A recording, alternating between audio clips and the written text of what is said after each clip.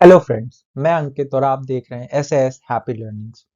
आज मैं variation topic से एक इजी लेवल का क्वेश्चन लेके आया हूँ और इसमें कॉन्सेप्ट अपना वेरिएशन का लगेगा।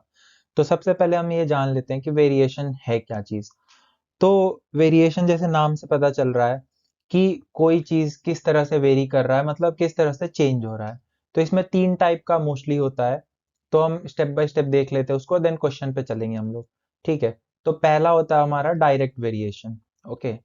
Direct variation.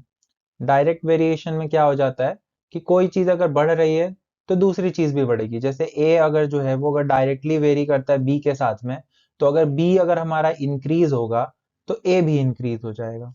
ठीक है। अगर इसका एग्जाम्पल लूं मैं, तो अगर एग्जाम्पल लेता हूं मैं तो देख लेते हैं, जैसे कि हमारा स्पीड जो होता है वो डिस्टेंस अपॉन टाइम होता है। ठीक है। तो अगर मैं टाइम को अगर कांस्टेंट कर दूं, अगर टाइम मेरा कांस्टेंट हो जाता है, चेंज अगर टाइम मेरा फिक्स कर दिया मैंने कि टाइम को चेंज नहीं करूंगा, तो अगर मुझे सेम टाइम में ज्यादा डिस्टेंस कवर करना है तो मुझे मेरा स्पीड भी बढ़ाना पड़ेगा। तो अगर मैं डिस्टेंस बढ़ाऊंगा तो स्पीड भी बढ़ाना पड़ेगा, डिस्टेंस अगर मैं कम करूंगा तो स्पीड भी कम करना पड़ेगा। ठीक है।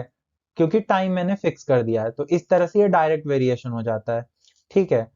तो अगर मैं देखूं यहाँ पे, अगर ए जो है मेरा वो बी के साथ में वेरी कर रहा है, ठीक है, के बी है मान लो। ठीक है, के कोई कांस्टेंट है।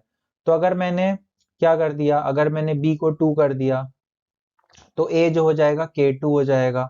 अगर मैंने बी को अगर 4 कर दिया तो ए मेरा के 4 हो जाएगा। तो अगर मैं यहाँ से देखूं, पहले वाले को अगर मैं ए 1 कर देता हूँ, ये ए 2 हो जाता है।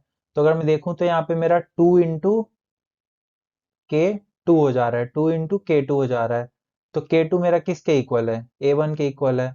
तो यहाँ से मैं देख पा रहा हूँ ए 2 जो है वो 2 ए 1 के इक्वल हो गया। तो मैं क्या बताना चाह रहा हूँ इसमें, कि मैंने बी को डबल कर दिया। बी पहले 2 था, बी को मैंने डबल कर दिया, तो मेरा ए भी डबल हो गया, ट्वाइस हो गया पहले वैल्यू का।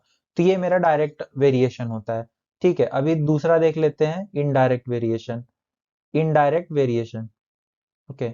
इनडायरेक्ट में क्या होता है, एक चीज अगर इंक्रीज हो रही है, ठीक है, एक क्वांटिटी इंक्रीज होगी तो दूसरी क्वांटिटी डिक्रीज हो जाएगी। ठीक है। तो अभी मैं ए और बी से ही देखूं तो ए इज इनवर्सली, मतलब वो बी के साथ में इस तरह से हम डिनोट करेंगे, A is inversely proportional to B. ठीक है। और ये क्या चीज है समझ सकते हैं ना, कि प्राइस और कंजम्पशन के बेस पे अगर किसी चीज की प्राइस बढ़ जाती है, किसी चीज का जो भाव है वो बढ़ गया, तो उसको हम कम खरीदते हैं। अगर मार्केट में ही देखा जाए, अगर कभी सब्जियों के दाम जो है बढ़ जाते हैं तो वो हम क्वांटिटी कम खरीदते हैं, ताकि हमारा जो खर्चा है वो फिक्स हो जाए। ठीक है। अगर मैं मान लेता हूँ कि 10 रुपए मैं मार्केट में खर्चा करूंगा, ठीक है, और अभी किसी चीज सब्जी का जो रेट है वो 2 रुपए है, तो मैं 5 केजी खरीद सकता हूँ। ठीक है। तो मेरा जो टोटल खर्चा है वो 10 रुपए हो जाएगा। लेकिन कल को अगर उस सब्जी का रेट जो है वो 5 रुपए हो जाता है, तो मैं सिर्फ 2 केजी ही खरीद पाऊंगा, क्योंकि मुझे सिर्फ 10 रुपए ही है खर्चा करने को। तो यहाँ से क्या पता चल रहा है कि अगर एक चीज का प्राइस बढ़ रहा है, एक चीज का प्राइस बढ़ रहा है, तो दूसरा चीज क्या हो जाएगा, कम हो जाएगा। तो ये 5 किलो था वो 2 किलो हो गया, ये 2 से 5 किलो हुआ। तो इस तरह से इनवर्स वेरिएशन होता है। ठीक है। अगर मैं स्पीड और यही से समझाने का कोशिश करूं, स्पीड अपना डिस्टेंस अपॉन टाइम से, तो अगर मैं डिस्टेंस को फिक्स कर देता हूँ, डिस्टेंस को मैं कांस्टेंट कर देता हूँ, ठीक है, और तो फिर अगर मेरे को कम टाइम में पहुंचना है तो मुझे स्पीड बढ़ाना पड़ेगा। टाइम अगर कम चाहिए तो स्पीड बढ़ाना पड़ेगा, अगर मुझे ज्यादा स्पीड कम चाहिए तो मुझे टाइम बढ़ाना पड़ेगा। तो इस तरह से ये इनडायरेक्ट वेरिएशन है, एक बढ़ेगा दूसरा घट जाएगा। ठीक है। मिक्स वेरिएशन में क्या हो जाता है, मिक्स वेरिएशन में दोनों को मिक्स कर देते हैं, मिक्स्ड वेरिएशन। मिक्स्ड वेरिएशन में दोनों ही चीज आ जाती है, इसमें कोई तीसरी क्वांटिटी आ जाएगी, A is proportional to B upon C. तो जो ए है वो डायरेक्ट प्रोपोर्शनल में बी के साथ, और ए जो है वो इनवर्स प्रोपोर्शनल है सी के साथ। तो एक के साथ में डायरेक्ट है और एक के साथ में इनडायरेक्ट है। तो इसमें क्या होता है कि दोनों चीजें हमको लेके चलनी पड़ती है, तो इसके लिए एक रिलेशन बनाना पड़ता है और इस तरह से हम आगे बढ़ते हैं। ठीक है। तो हमारा जो क्वेश्चन है उसमें हमारा इनडायरेक्ट वेरिएशन का कॉन्सेप्ट यूज होगा। तो अब हम क्वेश्चन की ओर मूव करते हैं। क्वेश्चन बहुत इजी लेवल का है, तो ये हमारा यूपीएससी में आ चुका है, यूपीएससी का एक प्रीवियस ईयर क्वेश्चन है ये, तो इसलिए मैंने वहां से इसको उठाया है, इस क्वेश्चन को। ठीक है। तो इस क्वेश्चन में क्या बोला है कि एक ऑटोमोबाइल ओनर है, उसने अपना जो मंथली पेट्रोल का कंजम्पशन है, ठीक है, वो कितना लीटर पहले लेता था वो उसने क्या कम कर दिया है। क्यों? क्योंकि प्राइसेस जो है वो बढ़ गए, प्राइस जो है वो इंक्रीज हो गया, तो उसने जो कंजम्पशन है वो कम कर दिया है। तो यहाँ से क्या पता चल रहा है मुझे कि ये क्या है, इनडायरेक्ट इनडायरेक्ट वेरिएशन है। ठीक है, इनडायरेक्ट वेरिएशन है। क्यों?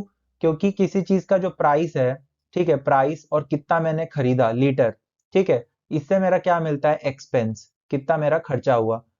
ठीक है, तो वो क्या बोल रहा है कि प्राइस बढ़ गया, ठीक है, प्राइस बढ़ गया तो उसने लीटर कम खरीदा, तो इसलिए उसका जो एक्सपेंस है वो फिक्स रहेगा। तो वही बोला यहाँ पे, when the prices went up he reduced his consumption। अभी हमको क्या दिया हुआ है, कुछ पैटर्न दिया हुआ है कि जब 40 रुपए था तो उसने 60 लीटर यूज किया, जब जो 50 रुपए मिल रहा था तो वो 48 लीटर यूज किया, जब 60 रुपए था तो 40 लीटर, और जब 75 रुपए था तो 32 लीटर। तो हमको एक रिलेशन दिया है, हम देख पा रहे हैं, जब 40 रुपए था तो 60 लीटर, जब प्राइस बढ़ा 10 रुपए से तो उसने अपना जो लीटर है वो 60 से 48 कर दिया, जब फिर से 10 रुपए बढ़ा तो 48 से 40 कर दिया, जब फिर से अभी हमारा 15 रुपए बढ़ा तो उसने 40 से 32 लीटर ही कंज्यूम किया। तो इससे मेरे को क्या पता चल रहा है, जब प्राइस बढ़ा तो उसने कंजम्पशन कम कर दिया। ठीक है, अभी हमको क्या बोला है कि प्राइस फिर से 5 रुपए बढ़ गया, अभी प्राइस जो है वो 80 रुपए हो गया, तो अभी उसका कितना कंजम्पशन करेगा, तो ये हमको पूछा है।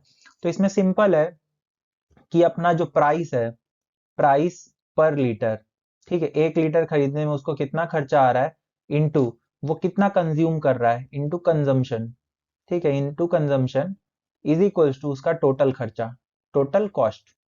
ठीक है, तो अभी हम देखेंगे यहाँ पे जब 40 रुपए था तो उसका कंजम्पशन कितना था, 60, तो उसका खर्चा कितना आ रहा था, 40 × 60 = 2400। ठीक है, जब उसने 50 रुपीज था तो वो 48 कर रहा था कंज्यूम, तो इसको भी अगर सॉल्व करेंगे तो ये भी आता है 2400। ठीक है, जब वो 60 रुपए हो गया तब भी उसने 40 रुपए किया, 40 लीटर कंज्यूम किया, तो फिर से 2400 आता है। फिर से जब 75 रुपए हो गया कॉस्ट, तब उसने 32 लीटर कंज्यूम किया, तो यहाँ से भी 2400 आ जाएगा। ठीक है, अब हमारा जो कॉस्ट है वो 80 रुपए हो गया। ठीक है, अब मेरे को कितना करना है, 2400, क्योंकि उसका हम देखते आ रहे हैं कि हमेशा उसका जो कॉस्ट है वो 2400 है। तो अगर मैं इसको एक्स मान लेता हूँ कि एक्स लीटर मान लेते हैं उसने कंज्यूम किया, तो एक्स हमारा क्या आ जाएगा, 2400 डिवाइड बाई 80, 80, तो यहाँ से आ जाएगा 30 लीटर्स। तो ये हमारा आंसर हो गया।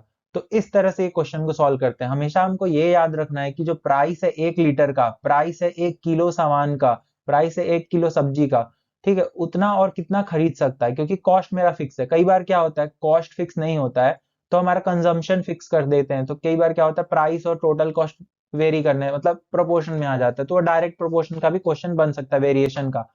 तो इस तरह से सॉल्व होता है। एक्सप्लेनेशन अच्छा लगा तो लाइक शेयर और सब्सक्राइब करें, और चैनल को विजिट करते रहें ऐसी चीजों को सीखने के लिए। Thank you.